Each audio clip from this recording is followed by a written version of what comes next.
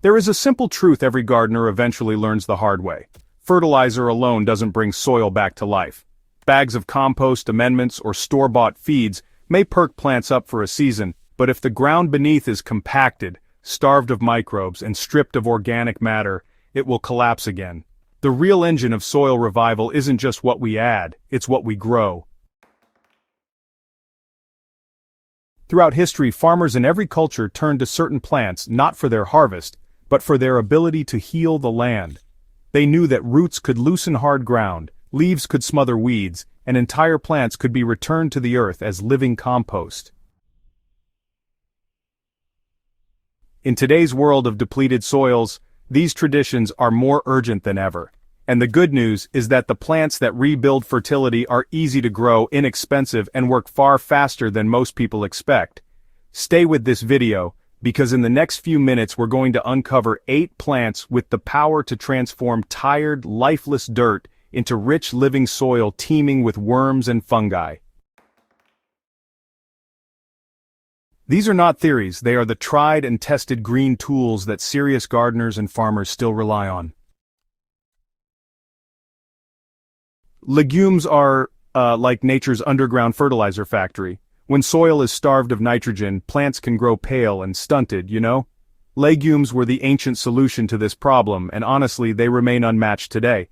Plants like clover, vetch, and fenugreek, well, they host special bacteria on their roots that capture nitrogen from the air and lock it right into the soil. This natural fertilizer isn't washed away like synthetic sources, which is, I think, a huge advantage. It stays embedded in the root zone, ready and waiting for the next crop. Many old farming rotations depended on a legume phase, precisely for this reason.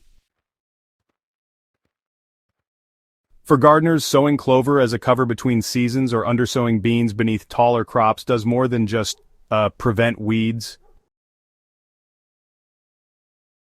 It quietly stocks the ground with free fertility. Buckwheat, the fast-acting mineral miner. Few plants work as quickly as buckwheat. Within 6 weeks, it can blanket bare soil with lush growth, smothering weeds and shading the ground. But you know, its real gift lies below. Buckwheat has the unique ability to unlock phosphorus, a nutrient that's often tied up in forms plants cannot use. By pulling it up, and then returning its biomass to the soil, buckwheat makes this essential element available for vegetables that follow. Gardeners working with poor soils often notice, that beds treated with buckwheat tend to grow stronger brassicas and root crops. That's because phosphorus is really the key driver of root development and flowering. Its shallow roots also leave the topsoil soft and friable, which, honestly, makes it just perfect for direct sowing of the next crop. Mustard, the soil cleanser. In regions that are plagued by soil-borne diseases and pests, mustard has long been planted, not really for its seeds, but for its cleansing properties. When it's incorporated into the ground, mustard releases compounds that act as natural fumigants, reducing harmful fungi and nematodes. This practice, once common on European farms, is regaining attention as a chemical-free way to reset garden beds. Beyond pest suppression, mustard also produces abundant biomass that decomposes quickly, leaving organic matter in its wake.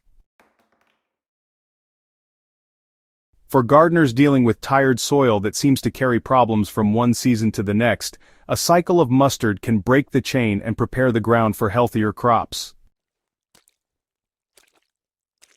Sunflowers, they're like the deep drillers of the plant world. Compaction is really the enemy of soil life. Without those open channels in the soil, water just can't penetrate, roots end up suffocating, and even the worms retreat. Sunflowers are actually natural soil drills. Their strong, deep tap roots punch right through those tough hardpan layers, leaving behind vertical pathways that stick around long after the stalks are gone. These channels, well, they let air and water move freely, creating brand new microhabitats for worms and microbes to thrive. It's pretty amazing how it all works together. And when sunflowers are cut and dropped in place, their stalks return carbon-rich matter that feeds fungi, encouraging the growth of soil networks. They also act as nutrient accumulators, pulling minerals from deep below and recycling them to the topsoil once decomposed. Daikon radish, the biotiller. Few plants make such dramatic changes underground as daikon radish. These giant roots push deep into clay or compacted ground, often reaching over a foot in length. When they rot in place, they leave behind hollow tunnels filled with organic matter. These voids become highways for earthworms and allow future crop roots to penetrate effortlessly. Farmers call daikon a biotiller because it does the work of expensive machinery naturally. For gardeners, planting a patch of daikon in heavy soil is like renting a living plow. The decaying radishes also release nutrients slowly, adding fertility while improving structure. Comfrey, the dynamic accumulator. Comfrey has earned its reputation as a soil-building powerhouse. With roots that plunge several feet deep, it mines nutrients that ordinary crops cannot touch. Elements like potassium, calcium, and magnesium are brought up and stored in its massive leaves. When those leaves are cut and dropped as mulch or added to compost, the minerals cycle back into the topsoil in a form that other plants can immediately use.